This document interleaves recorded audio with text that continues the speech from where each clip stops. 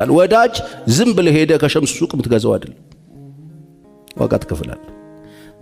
ጥሩ ወዳጅ ስታጠፋ የሚገስጽህ፣ ስትስት የሚመልስህ፣ በክፉ ቀን ጎንህ የሚቆም፣ ስታዝን የሚያጽናና፣ ሲከፋ የሚያጽናና፣ ስትታረዝ የሚያለብስህ፣ ሲጎልህ የሚሞላ፣ ከጎንህ የሚቆም፣ ስታጣምም የሚያቃናልህ፣ ስትሳሳት የሚታገስህ፣ አብሮ የሚቆም ወዳጅ ያስፈልጋል። ቀን ክፉ ነው። ቀን በጣም ብዙ ሰዎችን አዋርዷል፣ ይቅርብህ። ቀን በጣም ብዙ ሰዎችን ጥለዋል፣ ይቅርብሽ።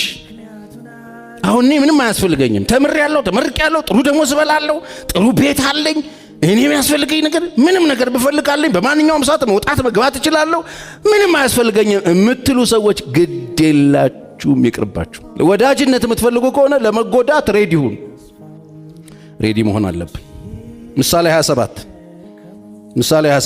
ይሄ የተናገርኩትን በደንብ የሚያጸናልኝ ቃል አለ። ቀን የሚያመጣውን ምን እንደሆነ አታውቅምና ነገ በሚሆነው ነገር አትመካ ይላል።